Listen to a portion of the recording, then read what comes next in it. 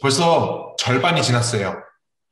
우리가 나를 되돌아보기도 해봤고, 웰다잉을 왜 배우는지도 해봤고, 되게 많은 것들을 주제로 이야기를 나눠봤는데, 오늘은 장래 계획 세우기랑 법적 유언장 작성하기라는 걸 할 거예요. 장래 계획 세우기, 법적 유언장 작성하기는 약간 이제 현실적인 거죠. 지금까지는 사실 정신적인 부분이 많았다고 생각이 들어요. 뭐 건강 체크하기를 제외하고는 내 스스로 생각해보고 내 스스로 뭔가 돌아봐야 되고 내 스스로 결과를 내야 된다면 장래 계획 세우기와 법적 유언장 작성하기는 내 스스로 뭔가 실천을 해봐야 되고 내 스스로 한 실천이 이제 현실로 이루어질 수 있다라는 부분들이 있을 것 같아요. 혹시 어르신들 장례식장 많이 가보셨어요? 네, 김 여사님 많이 가보셨어요? 김정희 어머님은 어떠세요? 예, 많이 가봤어요. 조찬영 아버님은? 뭐요? 장례식장 많이 가보셨어요? 예? 장례식장 많이 가보셨어요? 많이 가봤죠. 김순복 어머님은? 많이 가봤어요. 김명자 어머님은? 네, 많이. 어머니 꺼졌다. 음, 어머니 음소거 해체 요청. 음소거 하셔야 돼. 김명자 어머님도 많이 가보셨어요? 음소거 하라 그래. 됐다. 네, 많이 가보셨어요? 어르신들이 가봤던 장례식은 어떤 느낌이었어요? 이렇게 말하면 좀 어려운가? 김순복 어머님. 어머님은 장례식장을 갔을 때 장례식장이 어떤 형식이었어요? 어떤 방법으로 장례식이 진행됐었어요? 예배하고 예배드리고 또 상주들과 인사하고 뭐라고 위로 말씀을 딱히 어떻게 이렇게 드릴 수가 없어서 가만히 손만 잡아주고 음, 그랬어요. 김순복 어머님이 가셨던 장례식은 이제 대표적인 게 약간 기독교 교회에서 하는 장례식을 많이 가보셨던 것 같아요. 김명자 어머님은? 네, 저도 마찬가지예요. 교회에서 하는 장례식. 가족이라도 가족, 거의 다 기독교인이니까요. 김종희 어머님은? 저도 기독교인의 장례식을 많이 가봤어요. 김혜순 어머님은? 저는 장례식장에 5손가락도 안 돼. 많이 안 갔어요. 어머니 그러면 가보셨을 때 장례식에 어떤 장례식을 가보셨어? 저는 기독교인이니까 기독교 장례식만 갔는데 음, 우리 애가 아버지는 예수를 안 믿었기 때문에 그냥 장례식장 했거든요. 일반 장례. 그랬는데 보니까는 다른 때는 못 느꼈는데 우리 애들 아빠 장례식 때 보니까 그 하나하나가 쓰잘데 없는 거라 해. 그래서 제가 만약에 죽으면은 제일 싼 거, 나 입을 옷도 제가 제일 좋아하는 그런 거 입고 갈라 해. 맞아요. 이거 한번 입고 보니까는 네. 장례식이 다 허비예요, 허비. 허비. 저는 그렇게 돈 많이 드는 줄은 몰랐는데 그게 다 쓸데없는 허비더라고요. 그렇죠. 어차피 다 태워버리는 거니까. 예. 조찬영 아버님은 어떠셨어요? 옛날에는요, 네. 돌아가면 집에서 그저 빨리 지내는 사람이 3일장이고 그렇지 않으면 5일장 지내거든요. 네. 그런데 이제 술도 해놓아요. 막걸리 이제 집에서 술을 담가가지고 장사 지내고 했었는데 지금 장례식장에 가보면 우선 사람이 목숨 떨어지면 그걸로 끝나는 거야. 예? 맞아요. 예, 뭐 때리면 알아, 만지면 알아. 그래서 지금 참 장례식장 잘생겼다고 봐요. 그 지금 집에서 상주도 보고 할 게 없잖아. 이럴 게 없잖아. 옛날에는 그냥 그 음식들 하고, 또 집에서 하니까 밥 패고 했었는데, 지금 그런 게 없어. 상주도 밤중 지나면 조개 손님 들어오면 잠들지 않더라고. 맞아요. 그래서 지금 아주 장례식장이 아주 잘 돼 있어요. 옛날에는 그냥 낭부도 무척 들어가 밤새도록 황닭불 해놓고 사람이 자기는 어딘지 아요. 꼭지 쥐고 있었잖아요. 모든 어르신들이 말했던 것처럼 장례에는 여러 가지 종류가 있어요. 김명주 어머님, 김순복 어머님, 김정혜 어머님, 김혜순 어머님 말씀해 주셨던 약간 기독교 형식의 장례 스타일이 있고, 조찬영 아버님 말씀해 주신 옛날에 이제 집에서 지내던 장례식의 형태가 있는데, 요즘은 이제 말씀해 주신 것처럼 많이 바뀌었죠. 장례식장이라는 게 생기고 이제 상조보험이라는 게 생기면서 보험사에서 사람들이 더 나와서 준비를 하는 걸 도와주기도 하고, 그다음에 장례식장 자체에서 음식을 준비해 주기도 하고, 어떻게 보면은 되게 간소화됐거나 편해졌다라고 이야기도 할 수 있지만, 또 한편으로 보면은 이제 상주들이나 이제 가족들, 남겨진 유가족들한테는 이제 조금 더 슬픔을 느낄 수 있는 시간을 주지 않았을까, 위로를 할 수 있는 시간을 주지 않았을까라는 생각들을 해요. 장례식장은 우리가 생각하는 일반적인 장례식장 이외에도 되게 많은 것들이 있어요. 장례식이라는 거는 우리가 일반적으로 죽은 이를 위로하고, 그다음에 죽은 이가 죽었다고 해서 너무 슬퍼하지 않는 형식의 의식을 이야기를 해요. 근데 이러한 장례식에 걸맞게 방금 말씀드린 것처럼 너무 슬퍼하지 않는 방식으로 위로를 하는 방식들도 있다는 걸 지금 영상으로 하나 보여드릴 건데 한번 확인해 보셔요. 되게 이런 장례식도 있어? 라는 생각을 많이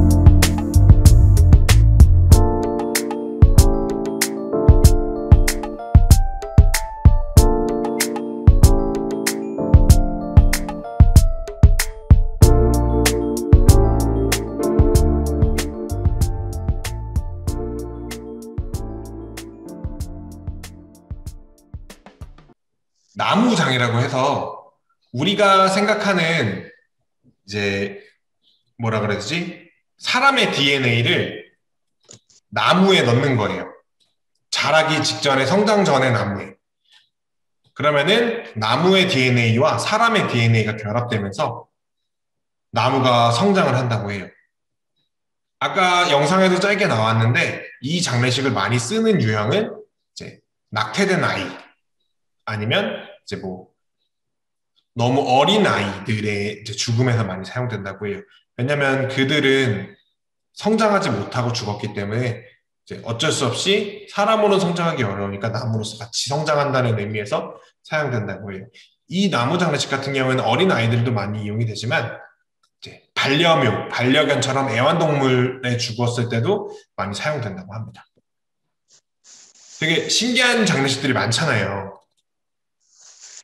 김정혜 어머님은 혹시 이 장례식 중에서 어떤 걸 가장 해보고 싶어요? 아니면 어머님이 생각하는 장례식이 따로 있을까요?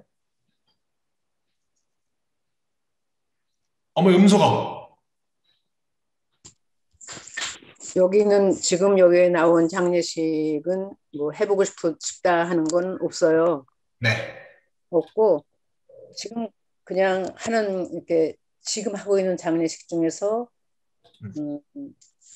가급적 간소하게 또 옷은 이 뭐야 수의는 내가 평소에 좋아했던 옷으로 대신해서 또 관도 그 소박한 관으로 시인 처리는 화장을 해서 뭐 지금 선산에 갔다 이렇게 그러한 게 준비되어 있는 데가 있어요. 그냥 거기서 그렇게 하는 것이 좋겠다 이런 생각이 들어요. 김혜순 어머님은? 저는 장례식을 좀 화려하게 하고 싶었어요. 갈 때나마나 좀 화려하게 하고 싶어가. 그런데 이렇게 세월이 흐르다 보니까 그건 다 소용없는 꿈이고요. 입고 가는 수의도 다 필요 없고 집에 있는 간단한 거 입고 싶고요. 사람은 흙으로 와서 흙으로 가는 거 아닙니까? 어차피 장지가 없으니까 화장할 건데 화장해가지고 그냥 우리 애들한테 편하게 뭐 수목장이라는 거 이런 거라도 애들이 해준다는데 다 필요 없다 했어요. 그냥 난리버리라 했어요.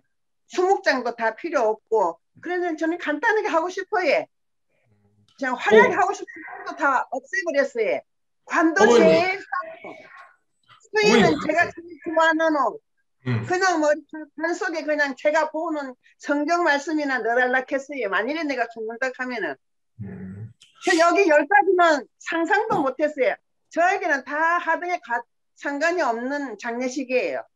그렇죠. 이 영상을 제가 보여드렸던 건 이제 어르신들이 생각하는 장례식 이외에도 이제 전 세계적으로 되게 다양한 장례식들이 있다. 그냥 그렇게만 알고 계시면 좋겠다라고 생각해서 보여드렸던 거고 참 어떻게 보면 신기한 것도 많았어요. 생소하기도 하고 우리가 직접 해보기에는 어렵고 그렇죠? 깜짝 놀랐어요. 이런 장례식이 있는 걸 몰랐어요. 맞아요. 대부분 몰라요. 사실 어르신들뿐만 아니고 젊은 사람들한테 이 나라에는 이런 장례식도 있어요 라고 말해주면 전혀 몰라요. 근데 그걸 어떻게 보면 당연한 거예요. 장례식이 만약에 다른 나라 사람이 그러니까 우리나라 사람이나 다른 나라 사람이 뭐 해외나 다른 뭐 미국 사람이 우리나라에 와서 장례식을 치르지 않듯이 우리나라 사람들 해외 나가서 미국 가서 장례식을 치르진 않잖아요. 그렇기 때문에 어떻게 보면 서로가 서로의 장례 문화를 모르는 건 당연한 걸 수도 있어요. 자, 다음은 제가 드린 책 중에 제 페이지까지는 정확히 기억이 안 나는데 이 사전 장례 의향서라는 걸 써놓은 책이 표시해놓은 책이 있을 거예요. 페이지가. 이거를 지금 바로 보실 필요는 없고 제가 지금 띄워드릴게요. 잠시만요.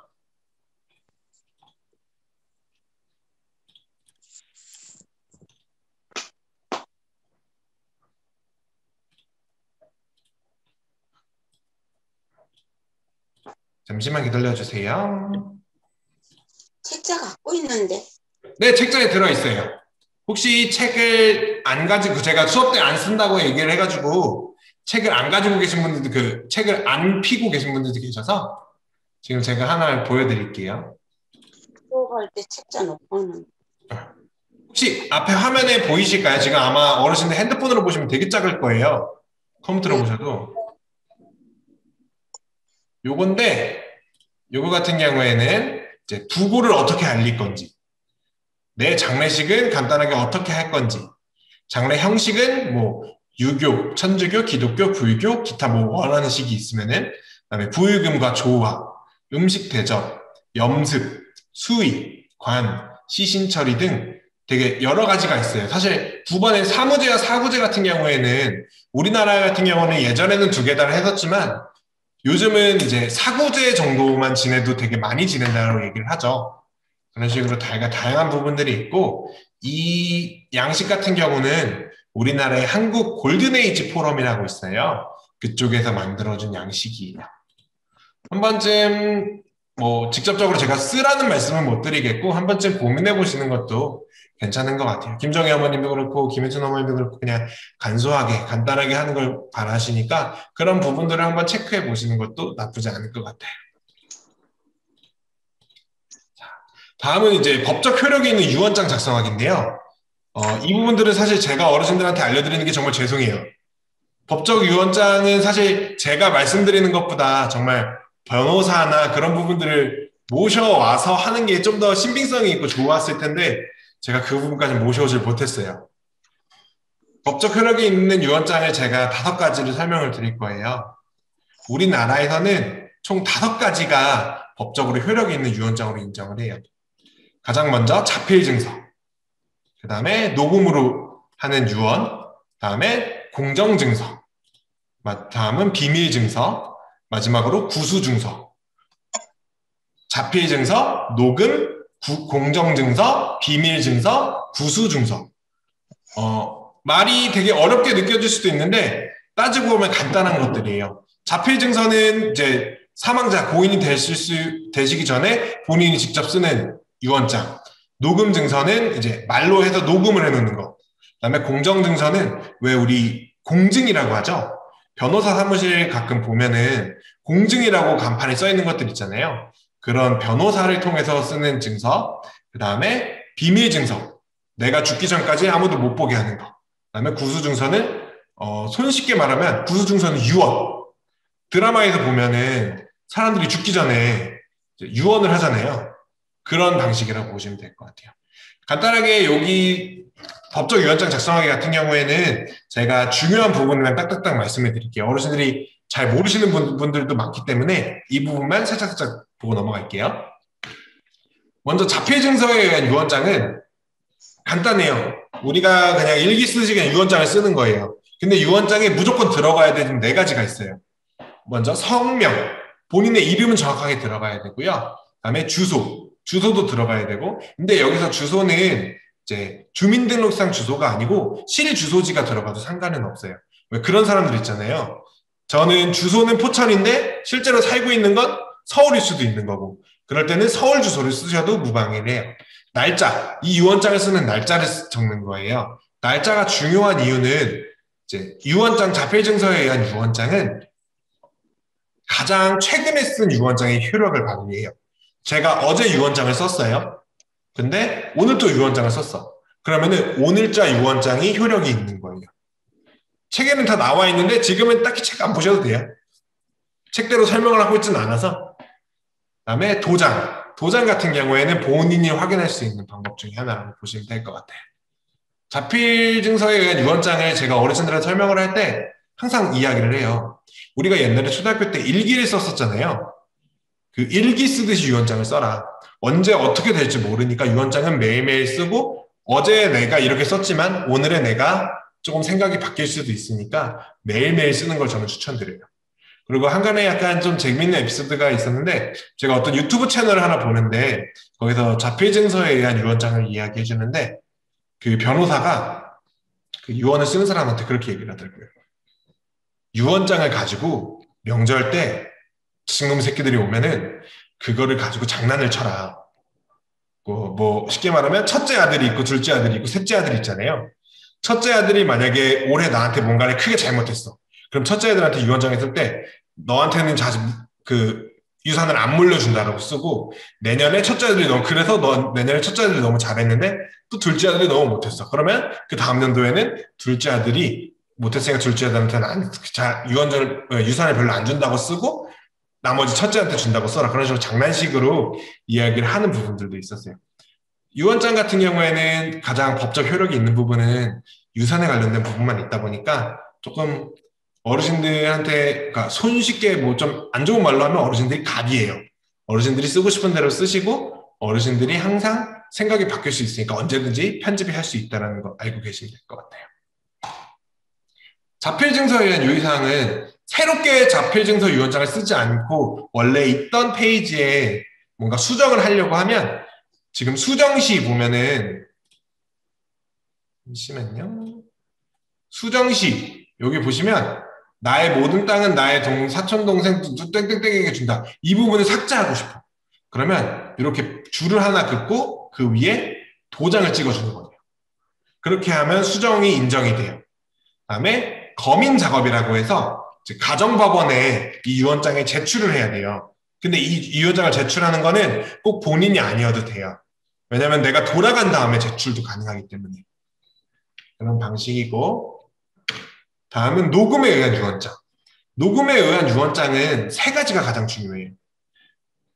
본인 이름, 날짜, 그리고 여기는 이제 제3의 인물이 필요해. 증인이 필요해요. 내가 유언을 낭독을 했어. 근데 이거를 증인을 안 세우면 이게 내가 녹음을 한 건지 아니면 컴퓨터로 누가 녹음을 해준 건지 모르니까. 그렇기 때문에 녹음에는 성명과 날짜, 증인이 꼭 필요하다라는 거.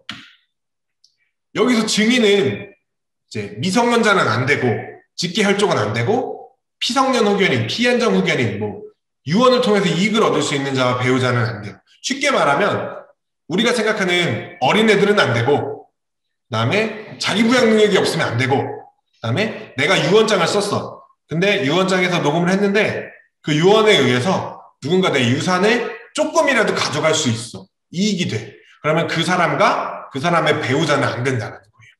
증인에 대한 제한 사항이 있어요. 그래서 정말 어떻게 보면은 이 증인은 잘 모르는 사람한테 해달라고 하는 게 오히려 더 잘 맞을 수도 있을 것 같아요. 다음은 공정증서에 의한 유언장이에요. 공정증서에 의한 유언장은 공증인, 공증서류, 증인, 공증사무소 이렇게 네 가지가 중요한데 공증인은 이제 쉽게 말하면 아까 제가 말씀드렸던 변호사. 공증을 해줄 수 있는 그러니까 변호사에도 모든 변호사가 되는 게 아니고 공증을 할 수 있는 변호사 자격이 있어요. 그렇기 때문에 아무 변호사 사무실이나 찾아가서 해달라 그러면 안 되고 변호사 사무실에 공증이라는 글씨가 써있는 간판이 있는 변호사 사무실들이 있어요. 그쪽 부분에 가서 하셔야 돼요. 그다음에 공증을 하려면 공증 서류들이 필요한데 그 서류들도 준비되어야 되고 그다음에 이 부분도 마찬가지로 증인이 필요해요. 그다음에 공증사무소는 아까 말씀드렸듯이 변호사 사무실인데 공증이라는 마크가 있으면 된다. 김미수 어머님 어차피 책에 다 있어요.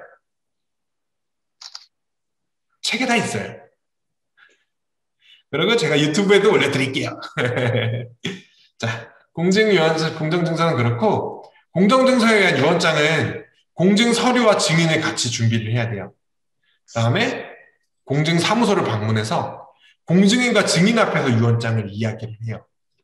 그리고 공증인은 그 이야기하고 있는 유언장에 그대로 자필을 써야 돼요. 그리고 유언자는 유언장을 확인하고 또 사인을 해야 되죠. 이런 복잡한 과정들이 있어요. 이 복잡한 과정들이 있기 때문에 어떻게 보면 공정증서가 가장 안전하고 가장 이제 형평성 있는 방법이라고 불리기도 해요. 공정증서에서 유의사항은 우리가 아까 마지막에 유언장을 확인하고 서명을 한다고 했잖아요. 이 경우에는 증인과 유언자는 모두 서명을 해야 돼요. 서명 또는 도장이 가능하고요. 그런데 유언자 같은 경우에는 도장을 쓰려면 무조건 인감 도장이어야 된다. 어떻게 보면 사람들이 그냥 일반 막도장을 많이 쓰는데 인감 도장이어야 된다는 거 꼭 알고 계시면 될 것 같고요. 그다음에 공증서류.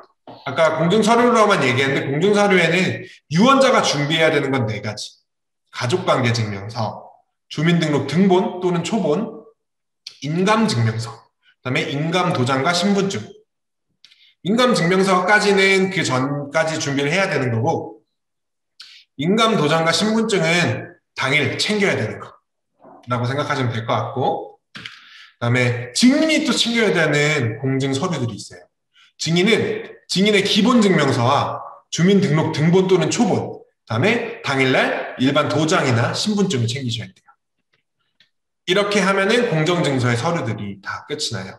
이렇게 서류들을 준비하고 증인을 구해서 공증사무소로 간 다음에 증인과 공증인 앞에서 막 유언을 하고 공증인은 그거를 또 받아 적고 그다음에 유언자는 그걸 확인을 하고 증인과 같이 서명을 하는 거죠. 참 복잡한 방법이에요. 근데 공증사무소 가면 그거 다 알려줘요. 이렇게 생각하시면 될 것 같고, 다음은 비밀증서에 의한 유언장이에요. 비밀증서에 의한 유언장은 왜 우리 드라마 보면 돈 많은 회장들이 몰래 그 죽고 난 다음에 막 유언장 변호사가 와서 이렇게 막 읽어주잖아요. 그런 유언장이라고 보시면 될 것 같아요.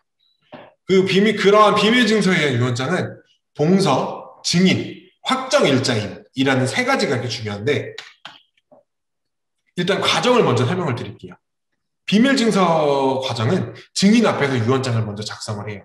그리고 아무도 보지 못하게 봉서에 유언장을 봉인을 해요.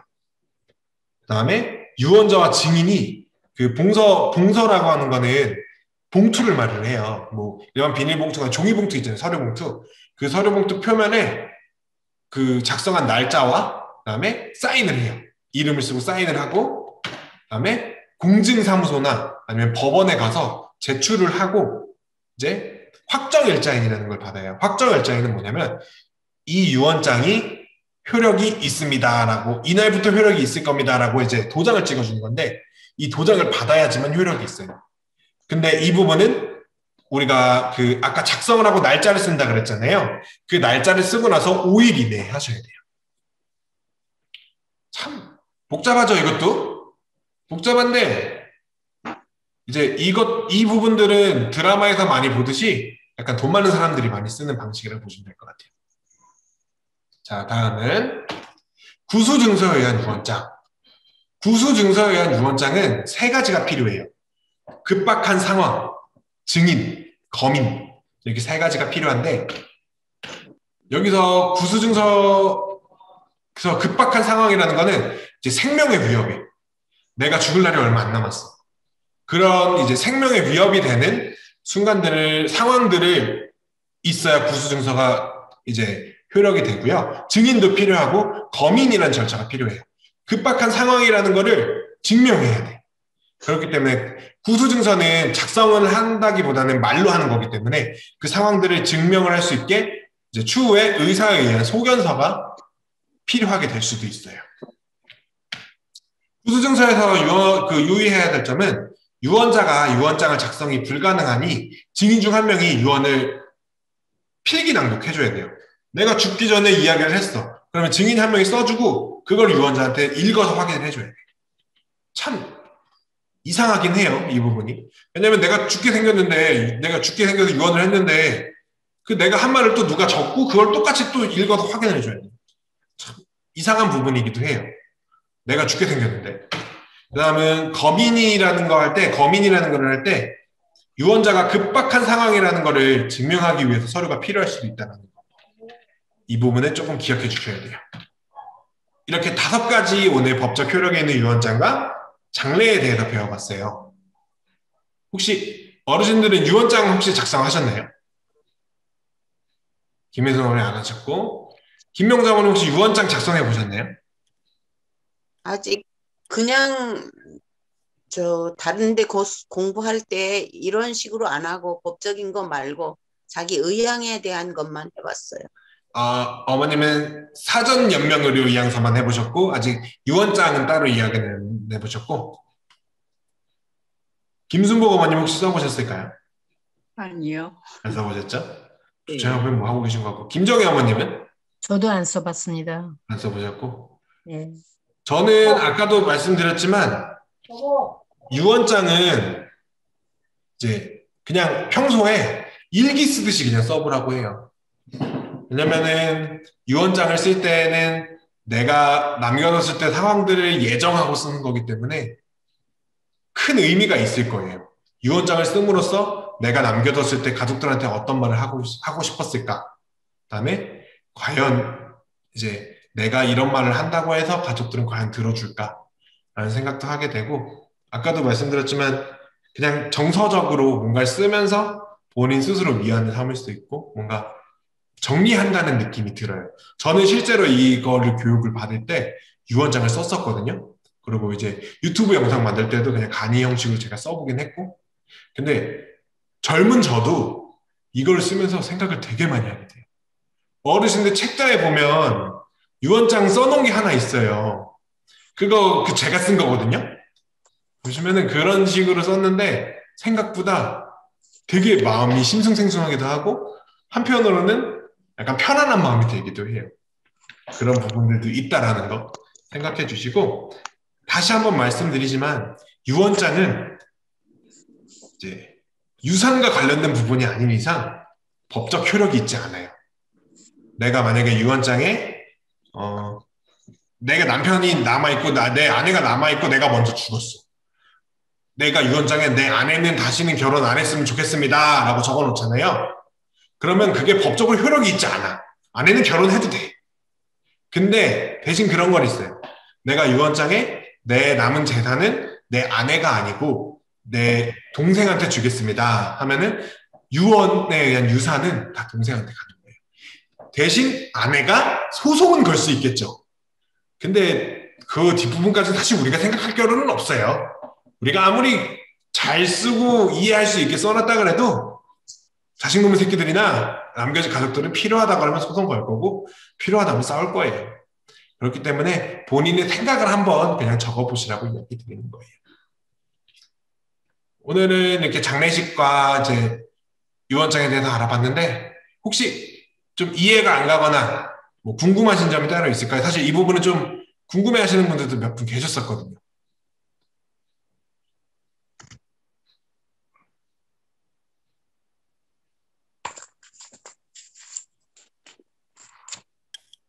조창아님 뭐 궁금하세요? 예, 어떤 거? 저 화장하는데 응. 그 불교에서 그 살이라고 들어봤어요? 살? 살이. 살인. 어, 응. 어느 몇 도에 고온을 하면 다이아몬드가 생겨요, 그게. 아까 그 다이아몬드장 말씀하시는 거죠? 네. 저도 그쪽, 사실 몇 도까지 올라가야 된다라고 말씀드리기 좀 그래요. 우리의 뼈가루는 200에서 250도만 돼도 뼈가루까지 남는데. 네. 근데 이제, 고온을 하게 되면 그걸 살이가 나온다고 하더라고, 아무한테고. 그런 부분까지 저도 알아보진 못했는데, 아까 다이아몬드 이야기 하셨었잖아요. 네.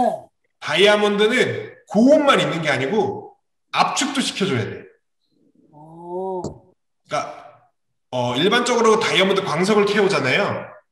그 광석을 깎아내는 부분들이 있잖아요. 네. 그 부분들이 이제 물에 의해서 깎는 경우도 있는데 약간 우리 옛날에 대장장이 당금질하는 것처럼 그렇게 하는 경우도 있다고 하더라고요. 저도 이 부분이 몇 도까지 올라가고 어떻게 해야 다이아몬드가 돼요라고 설명드릴 수는 없어요. 제가 또 잘 몰라서. 그걸 갖다가 고온을 하게 되면 그게 저기 동그랗게도 되고 다이아몬드가 생긴다고 하더라고. 그 탄소 성분이 있으니까 뼈에. 예? 뼈에는 탄소라는 성분이 있어요. 네. 그 탄소 성분이 다이아몬드로 바뀌는 거예요. 아직 아마 우리나라에서는 진행되고 있지 않을 수도 있어요. 저도 우리나라에서 됐던 얘기는 한 번도 들어본 적은 없는 것 같아요. 화장터에 가서 그 다이아몬드 살림행기로 달려면 된다고. 그래요? 저도 그것까지는 못 들어봤어 아직 사실. 못 들어봤어요? 네. 그런 방법도 생각할 수는 있을 것 같아요. 그거 하면 그게 좋을 것 같아. 뭐 재를 갖다가 다 화장하는데 재를 갖다가 보관하게 되면 그 부패가 되고 오잖아 오래되면. 뭐 다양한 그래서 뭐, 화장을 해서 이제 납골당에 모셔두거나 아니면 수목장이나 뭐 해상장 해가지고 물에 뿌리거나 나무에 뿌리거나 하죠. 예. 일반적으로는 그렇게 하는데 아까 보여드렸던 다이아몬드장은 이런 방식도 있다라고 그냥 설명드린 거였어요. 혹시 다른 것도 있을까요? 아이고. 그 원래- 유언장은 어떤 게 제일 유리한 거예요? 가장 안정적이고 형평성 있고 한 부분은 공정증서. 저는 개인적으로 그렇게 생각을 해요. 가장 어떻게 보면은 위조될 수 있는 방법도 적고 가장 합법적인 절차라고 생각을 해요. 개인적으로는. 근데 뭐가 더 좋다, 뭐가 더 나쁘다라고 말씀드릴 수는 없어요. 왜냐면 우리나라에서는 다 합법으로 인정되는 거니까. 예. 조금 공정증서가 만약에 응. 사망하는 사람이 유언장을 갖다 작성해서 아들이 삼형제인데 응. 뭐 큰아들한테 다 준다 뭐 밑째 아들한테 다 준다 이렇게 해서 유언장을 남기면 그게 아들들이 그 나중에 소송거리가 안 되나? 소송거리가 되죠. 그죠? 네. 근데 소송거리가 된다고 하더라도 유언이 우선이기 때문에 아마 크게 적용되기는 힘들 수도 있어요. 그거는 이제 변호사에 따라 다르겠죠. 아들들이 섭외한 변호사에 따라서. 그리고 제가 나중에 돌아간 다음에 그 재산 가지고 싸울 수가 있는데 그냥 법적으로 그 분배하는 게 그냥 간단하고 좋잖아. 법적으로 그러니까 유언장이 법적으로 유언장을 그 유산을 분배한 거잖아요. 근데 이제 자식들 만약에 못 받은 자식이 있을 수 있잖아. 못 받은 자식은 그게 억울하다고 소송을 걸 수 있다라는 거지. 글쎄 말이에요. 그래서 그 부분까지는 제가 뭐 아까 말씀드렸듯이 어떻게 할 수가 없어. 자식 새끼들 판단이기 때문에. 우리는 그때 당시에는 이제 없잖아. 소송을 걸 수 있는 소송을 갈 때는 우리가 살아있지 못하잖아. 유언장이 우선이에요? 저 소송하면 법적인 근거에서 분할이 안 되고 유언장이 우선된다고? 유언장에 의해서 재산 분배가 될 거예요. 근데 그 재산 분배가 되는데 만약에 뭐 둘째 아들이 억울해. 그래서 소송을 걸잖아요. 그러면 재판장에 의해서 다시 재분배가 될 수도 있고 아버님 유언장이 말한 대로 그대로 분배가 될 수도 있고 그거는 이제 재판 결과에 따라 달라져요. 그리고 아까 제가 말씀 못 드린 게 있는데 어르신들의 유산은 이제 남아있는 돈도 이제 계속 상속이 되지만 어르신들이 만약에 남아있는 빚이 있다 그러면 그 빚도 상속이 돼요. 만약에 내가 유산이 1억 있고 빚이 3억 있어. 그러면은 내가 첫째 아들한테 이걸 다 줄 거야. 그러면 첫째 아들도 1억을 받는 거고, 그러니까 빚도 1억 받는 거고, 나머지 유산도 받는 거예요. 그런 식으로 진행이 돼요. 빚을 유산을 안 받을 것 같으면 상속권을 포기하면 된다고 하던데 그게 맞아요. 빚을 안 받으려면 친자식 자식들이 상속권을 포기해야 돼. 그 상속권 포기하는 데는 어떤 식으로 해야 돼요? 돌아가기 전에 해야 되잖아. 아버님 돌아가시고 나서 자식들이 상속권을 포기하는 거예요. 돌아가고 나서? 자식들이 포기하는 거니까. 있는데 상속권을 포기하면 안 받아가? 빚도 안 받아가고 남은 유산도 안 받아가는 거예요. 돌아간 다음에? 아버님이 만약에 유산이 있고 빚이 있어. 근데 자식이 아버님 유산이랑 빚을 둘 다 포기해야 돼. 빚만 포기하고 유산은 갖겠다 안 돼. 아버님이 포기하는 게 아니고 아들이 포기하는 거니까. 빚 있는 거 알면 빚 안 갚기 위해서 포기할 수도 있다고? 그럴 수도 있죠. 재산이 없는데 뭐 포기하고 자식을 할수 뭐 있어. 그러니까 그 부분은 사실 이제 재판장이 얘기할 거고 법원에서 만약에 빚이 있어. 근데 자식이 이걸 안 받겠대. 그러면은 아마 빚이 국가에서 탕감을 해주지 않을까요? 그러니까 그런 방법도 있다라는 거지. 근데 아마 아버님 말대로 이런 부분에 대한 방어적인 법적도 있을 건데 이 부분은 저도 한번 찾아볼게요. 저도 사실 그 부분까지는 잘 모르겠어. 만약에 빚을 엄청 많이 적어놓고 돌아가기 전에 하면 모르지만 돌아간 다음에 빚이 있으면 그럼 자식들이 다 상속권 포기하려고 될 거 아니야. 그렇죠. 그렇게 되겠죠. 어? 그렇게 되겠죠. 아버님 남겨진 유산보다 빚이 많으면 자식들은 그럴 수도 있는 거지. 그럼 정부에서 그걸 보충해주고 포기 받는다고? 그런 부분들이 있는지 저는 아직 모르겠어요. 저도 한번 찾아볼게요. 예, 알았습니다. 오늘 수업은 여기까지 할 거고요. 네, 혹시 뭐 궁금하신 거 있으시면은 뭐 저한테 카톡을 하셔도 되고 전화를 하셔도 되니까 네. 이야기해 주셔요. 수고하셨습니다. 오늘 수고 많으셨습니다. 네. 감사합니다. 수고했어요. 또 오자. 네? 목요일 날 2시에? 다음 주 화요일 날 2시. 다음 주 화요일 날 2시. 화요일 날? 네. 매주 수업이 화요일하고 목요일이에요. 예. 알았습니다. 네, 수고하셨습니다. 네. 수고하셨습니다. 수고하셨습니다.